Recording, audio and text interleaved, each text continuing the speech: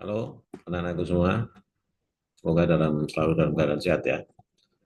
Oke, pertemuan pertama ini saya membuatkan video untuk kalian. Kita akan ngobrol sederhana ini tentang obrolan akademik. Utamanya adalah paradigma-paradigma dan beberapa kendala, masalah atau beberapa hal yang terkait dengan penulisan skripsi. Oke. Hari ini eh, Ramadan 1447 Hijriah ya di tahun 2026. Jadi mungkin pertemuan di Ramadan ini kita akan banyak pertemuan secara online saja ya karena jadwal kita ternyata pas di maghrib ya. Jadi nanti kalau tanggung yang puasa gitu kan ya, nanti dia tergesa-gesa dan sebagainya. Jadi kita usahakan pertemuan kita di Ramadan ini dengan cara online dan kamu mempelajari yang ada di Learning Management System. Oke. Okay? Nah, yang pertama mari kita obrolkan soal penulisan skripsi. Apa yang menjadi landasannya? Yang pertama adalah kita bicara soal definisi dulu ya. Skripsi itu adalah bagian dari apa namanya? Bagian dari penelitian atau riset ya, dari penelitian dari riset. Jadi sebelum kalian akan melakukan penulisan skripsi, kemudian penelitian, kalian harus tahu dulu nih definisi soal penelitian. Atau di bahasa Inggrisnya, saya lebih suka menggunakan istilah bahasa Inggris riset daripada penelitian. Kenapa? Karena kata riset itu mengandung bahwa riset itu kan pencarian ulang sebenarnya. Pencarian ulang. Kalau di bahasa Indonesia kan jadi penelitian. Jadi sebenarnya konsepnya yang namanya penelitian itu tidak ada yang tidak berbasis penelitian terdahulu. Jadi harus berbasis penelitian dulu. Makanya disebut dengan pencarian ulang gitu ya. Makanya ada di satu definisi, ini di bawah ini saya cantumkan definisinya. Apa itu riset? Itu adalah the systematic investigation into and study a material and resources in order to establish fact and reach new conclusion. Apa itu? Kata kunci yang pertama adalah systematic investigation. Jadi tidak ada penelitian yang enggak sistematik. Jadi tidak ada yang ujuk-ujuk. Dia harus harus ada rancangannya, dia harus punya metode yang robust, kemudian datanya juga harus baik dan sebagainya. Kemudian cara menampilkan hasil harus sistematik seperti itu ya. Jadi penelitian itu sistematik. Jadi kalian kalau penelitian atau harus belajar sistematik secara sistematik. Kemudian systematic investigation terhadap studi dari material atau resources. Material itu kan bentuknya berarti berwujud ya. Kalau mungkin teknik sipil banyak ke situ, banyak soal beton, soal material dan resource. Resource itu sumber daya. Sumber daya itu artinya ada data, informasi, mungkin yang sifatnya bentuknya bukan material gitu ya. In order to untuk establish itu membangun fakta dan mencapai conclusion baru, new conclusion, kesimpulan baru. Jadi sekecil apapun, pasti riset itu akan menghasilkan fakta dan kesimpulan baru. Gitu. Walaupun di tataran S1, gitu. Walaupun tidak spektakuler, tapi ada sesuatu yang baru. Pasti ada sesuatu yang berbeda, walaupun kecil. Contoh katakanlah ya, penelitian dengan metode yang sama, tapi lokasinya berbeda, pasti konklusinya akan berbeda, walaupun sedikit. Gitu. Ya, jadi ini kira-kira kalau kalian melakukan penelitian itu, ya ini yang akan dilakukan. Systematic investigation into a study of material and resources in order to establish fact and reach new conclusion. Gitu ya. Ini namanya riset. Jadi kamu kalau melakukan riset memang harus belajar sistematis. Kemudian sikap seorang peneliti itu harus ada beberapa. Yang pertama adalah soal kejujuran.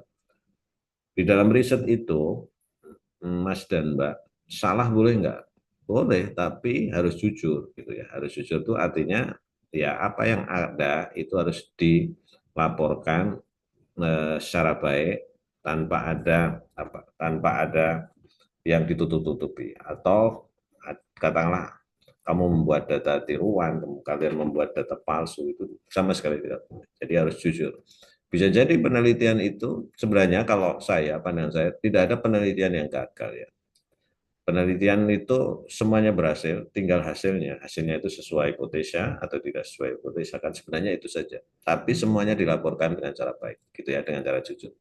Kemudian apa? Ciri yang kedua, sikapnya itu adalah faktual.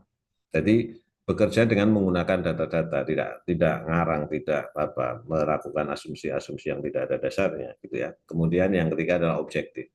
Jadi bisa memisahkan antara pendapat pribadi dengan kenyataan. Jadi gini, bisa jadi kan gini, kadang kita itu memiliki hipotesa atau apa bayangan akan menghasilkan sesuatu A. Tapi ketika hasilnya itu B ya, oke itu harus diterima karena memang kondisinya itu hasilnya B. Nah, kemudian memang kita kemudian harus menggali kenapa sih hasilnya itu menjadi B dan sebagainya. Tapi harus objektif ya, tidak boleh kita itu mengedepankan apa intuisi kita, mengedepankan apa pendapat kita yang mungkin tidak sesuai dengan harapan di penelitian. Kemudian yang ketiga adalah kompetensi, harus memiliki kemampuan untuk melakukan penelitian dengan menggunakan metode teknik tertentu. Kalian harus belajar tools, belajar mekanisme, belajar metode, belajar banyak hal yang nanti akan mendukung proses di penelitian itu. Ini harus dilakukan. Kemudian yang selanjutnya adalah sabar. Oke, jadi penelitian itu, seorang peneliti itu harus sabar. Tidak ada peneliti itu yang apa krusa-krusu, buru-buru dan sebagainya, itu harus sabar gitu ya. Oke. Jadi ini sikap seorang peneliti.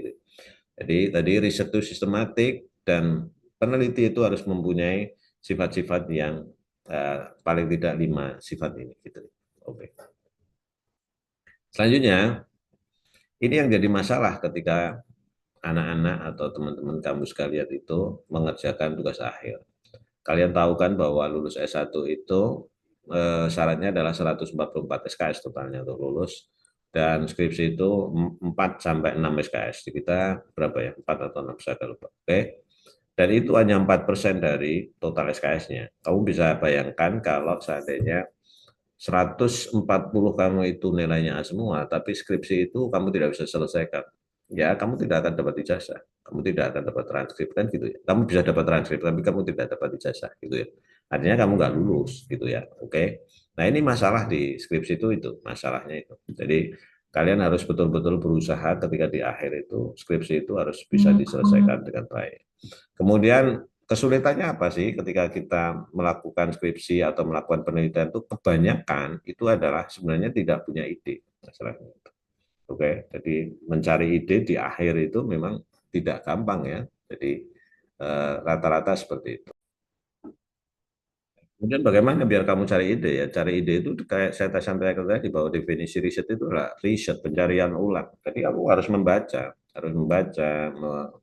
meneliti banyak literatur yang sudah ada, kemudian cari conclusion dari mereka, cari limitation dari mereka, kemudian biasanya di literatur yang baik itu ada saran-saran penelitian lanjutan. Nah, ide-ide itu muncul dari situ, dari kamu banyak membaca, kemudian kamu banyak juga melihat fenomena dan sebagainya, itu ide akan muncul di situ.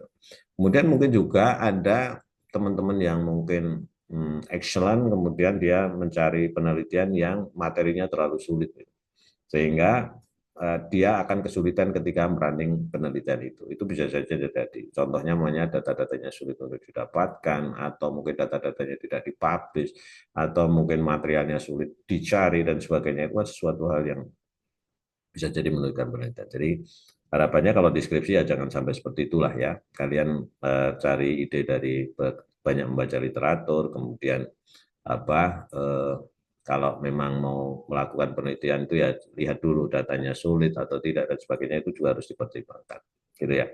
Kemudian juga yang terakhir adalah kalian harus cari pembimbing yang baik tentunya ya. Pembimbing yang baik itu tentunya pembimbing yang bisa mengarahkan kalian untuk apa menyelesaikan skripsi kalian ya. Oke, dan tentunya kalian harus punya chemistry juga dengan pembimbingnya itu. Tidak semua pembimbing juga itu dengan apa memiliki chemistry dengan kita secara baik kan gitu ya. Itu juga macam-macam. Itu juga harus menentukan penyelesaian skripsi kalian. Kemudian untuk mengatasi hal-hal itu, kalian harus banyak juga tadi sampaikan adalah kompetensi, oke, menambah kompetensi gitu ya. Menambah kompetensi, contohnya kalian harus mulai belajar menggunakan searching tools. Searching tool itu saya kira kalian sudah banyak menggunakan lah, contohnya tidak hanya menggunakan Google umum, tapi menggunakan Google Scholar. Kemudian kalian mengenal sistem pencarian pustaka itu ada yang disebut dengan DOAJ gitu kan, ya, ada yang disebut dengan DOAJ, DOAJ itu Directory of Open Access Journal. Kemudian kalau di Indonesia ada portal Garuda, kemudian ada Scopus, macam-macam ya, ada Springer dan sebagainya. Kamu harus mencari itu. Nah, itu merupakan data sumber-sumber data sekunder ya. Nah, kalian bisa dari Google, kemudian bisa cara crawling dan sebagainya. Kalian harus mulai belajar searching tool itu.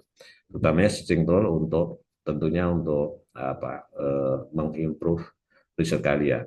Kemudian juga perlu belajar analysis tool. Analisis tool itu kan bisa bentuknya seperti, saya pikir kalau anak-anak teknik sudah terbiasa lah dengan Excel. Kemudian kalau belum terbiasa SPSS untuk analisis statistiknya, kemudian ada stata, ada structural equation model, SAM, atau Risk-Run, dan sebagainya. Itu juga kalian harus belajar analisis deskriptif, inferensial, prediktif, kausal, eksploratory, dan sebagainya, kalian harus belajar. Kemudian terakhir tentunya skripsi itu kan memerlukan report, jadi di akhir itu kan harus direportkan. Nah, tentunya kalian harus juga memahami atau mahir di report tools. Report tool itu ada word processing, kemudian ada bibliografi. Bibliografi itu untuk membuat daftar pustaka. Kalian harus belajar Mendeley dan sebagainya. Kemudian ada numeric proses, ya, kemudian ada Excel, ada bagaimana cara membuat gambar yang baik, bisa menampilkan grafik yang baik, kan itu reporting tools. Jadi tools ini juga harus kalian pelajari ini biar kalian tidak kesulitan di saat running skripsi kalian. Kemudian kalau tadi kalian bingung menentukan judul topik penelitian, apa sih kemudian yang harus kalian lakukan gitu ya. Yang pertama harus kalian lakukan itu adalah cobalah kalian itu, sekarang kan eranya era teknologi ya. Kalian bisa melakukan secara self explore atau explore mandiri. Explore mandiri dengan cara apa ya? Kalian masuk ke web-web seperti Directory of Open Access Journal ya, doaj.org. Kalian nanti bisa ke sana. Kemudian ada Garuda. Garuda.kemendikbudsaintek sekarang ya, bukan Kemdikbud tapi kemendikbudsaintek.go.id. Kemudian ada Google Scholar, ada Semantic Scholar dan sebagainya. Coba kamu main di sana. Kemudian kalian berikan kata kunci apa yang menjadi keinginan topik kalian ketika riset gitu ya. Nanti kalian cek, ada beberapa mungkin paper-paper yang kalian suka gitu, nanti coba kalian baca. Kalau kalian tidak mahir bahasa Inggris, mungkin kalian bisa menggunakan alat bantu yang lain seperti PDF Reader atau ChatGPT atau Gemini atau DeepSeek dan sebagainya, boleh-boleh saja. Gitu. Kemudian ada juga menentukan ide judul itu yang menggunakan bantuan AI. AI support lah kalau sebutnya. Itu ada yang disebut dengan connected paper. Connected paper itu nanti kalian bisa lihat kriteria penelitian lanjutan yang firm itu yang seperti apa. Kemudian kamu bisa menggunakan PDF ya, kalau kalian punya paper yang sudah kalian senangi, kemudian kalian masuk chat PDF, kamu bisa ngobrol dengan chat PDF itu. Kira-kira riset lanjutannya apa? Ada lagi Ratu AI, kemudian ada Open Knowledge Map, macam-macam kan. Sekarang ada, ya kamu bisa menggunakan chatbot dan sebagainya. Oke, dan itu digunakan. Oke, nggak usah maksudnya gini, karena itu sebuah tool sekarang AI itu, jadi tidak apa-apa digunakan. Kalian ngobrol untuk mencari topik dengan ChatGPT, dengan Gemini dan sebagainya, itu sah-sah saja. Oke. Kemudian selanjutnya adalah alat bantu menulis, itu juga harus kalian pelajari. Ya, ada ChatGPT untuk menemukan ide, membantu membuat paragraf, membantu membuat online, boleh. Ya. Jadi jangan paksakan kalau kalian memang tidak punya kemampuan untuk menulis paragraf gitu ya. Kalian bisa minta bantuan ChatGPT dengan cara kalian menulis dulu sebisanya, kemudian kalian minta koreksi dengan ChatGPT, buatkan menyempurnakan paragraf, kemudian kamu baca ulang paragrafnya udah baik dan sebagainya. Tapi kamu harus baca lagi gitu ya. Kemudian membuat outline. Outline penelitiannya itu seperti apa sih? Membuat proposal itu outline-nya apa saja yang diperlukan dan sebagainya boleh. Kemudian ada lagi perplexity. Perplexity itu cara tool untuk apa? Hypothetical focus on precision and depth is ideal for tasks requiring high accuracy in language understanding. Ini biasanya untuk menemukan daftar pustaka. untuk membuat literatur review itu menggunakan Perplexity. Kemudian ada chat PDF untuk memahami sebuah artikel dan sebagainya kan bisa juga. Jadi tools alat bantu menulis ini juga harus kalian gunakan ya. Agar apa? Tulisan kamu nanti reportnya itu bagus ketika dibaca orang gitu ya. Jadi oke-oke saja kita menggunakan AI tools untuk membantu menulis itu. Nah, kemudian juga lain contohnya ada tools lain, ada Quillbolt untuk membuat paragraf, parafrase. Kemudian ini Mendeley. Mendeley itu wajib hukumnya kalian harus belajar Mendeley untuk mengorganisir pustaka. Kan ketika penelitian itu banyak daftar pustaka yang kamu sadur, kemudian itu perlu kamu rapikan, perlu kamu buat daftar pustakanya, itu kamu bisa menggunakan panduan Mendeley. Gitu ya. Kemudian ada Genie AI untuk menemukan macam-macam lah ya. Dan sekarang sangat banyak. Saya yakin kalian jauh lebih tahu gitu ya, dunia kalian sekarang adalah dunia ini, jadi gunakan AI dengan baik gitu ya, dengan bijak. Nah, kemudian yang terakhir, Mas dan Mbak, bahwa penelitian itu ada tatarannya ya, ada tatarannya, kedalamannya itu ada kedalamannya. Untuk anak S1, kita ini ada namanya taksonomi Bloom. Ya, taksonomi Bloom. Taksonomi Bloom itu adalah tingkatan tingkat pengetahuan atau tingkat pendidikan mulai dari dasar sampai dengan level S3 gitu ya, gampangnya gitulah. Nah, tingkat pengetahuan manusia itu mulai yang paling dasar itu ada remember. Remember itu mengingat, orang bisa mengingat. Kemudian understanding, understand itu ada mulai memahami, applying itu berarti mengaplikasikan ya, apply, kemudian analyze, evaluate, kemudian create. Teman-teman S1 kalau mau melakukan penelitian, tatarannya itu pada tataran applying. Applying itu apa? Ketika kamu punya tahu sebuah teori dari dosen, kemudian kamu menerapkan di suatu masalah, kemudian ada hasilnya, kamu bahas hasilnya, kemudian kamu buat kesimpulan hasil itu, sudah cukup. Oke ya. Jadi tidak perlu sampai sebenarnya ke tingkat analysis, tapi banyak juga anak-anak S1 yang sudah mulai ke tingkat analisis, yaitu ya sah-sah saja gitu. Tapi sebenarnya tataran S1 itu baru sampai ke applying gitu ya, itu nggak apa-apa. Nanti kalau kamu belajar lagi melanjutkan S2, berarti kamu bisa mulai mengevaluasi sesuatu, mengevaluasi teori, membandingkan teori ini dengan teori itu gitu ya, kemudian mengkritik teori dan sebagainya, itu sudah bisa dilakukan teman-teman S2. Kalau S3 berarti menciptakan sesuatu yang baru. Nah, ini kalau di S1 itu kata kuncinya itu ada execute, implement, solve, so itu menyelesaikan masalah, use menggunakan, demonstrate, interpreted, kemudian operate, schedule dan sebagainya. Nah, ini kata-kata kunci doing-nya penelitian di S1. Jadi itu Mas Mbak yang uh, perlu saya sampaikan di awal itu, bahwa sebenarnya penelitian itu bukan sesuatu yang sulit lah ya menurut saya. Kalau kalian bisa menggunakan perangkat-perangkat atau tools-tools yang baik itu untuk membantu kamu melakukan penelitian. Intinya adalah penelitian itu harus dilakukan di level S1. Tadi saya sampaikan merupakan bagian yang harus kamu selesaikan untuk lulus gitu ya. Nah, tentunya kalian harus mulai menyiapkan dari sekarang. Makanya harapan saya di mata kuliah ini nanti di akhir itu kita akan sama-sama belajar membuat sebuah proposal yang nanti akan menjadi bagian kerangka atau panduan kamu untuk melakukan penelitian. Gitu ya. Nah, kemudian saya sampaikan lagi, Mas dan Mbak, bahwa selama puasa ini silahkan kalian beraktivitas di LMS, nanti akan saya berikan beberapa aktivitas, kemudian semua informasi itu akan saya berikan lewat LMS, lewat pengumuman ya, mohon untuk bisa dicek secara periodik pengumuman yang ada di LMS. Oke ya, tetap sehat, tetap semangat, kemudian jangan pantang menyerah. Terima kasih. Assalamualaikum warahmatullahi wabarakatuh.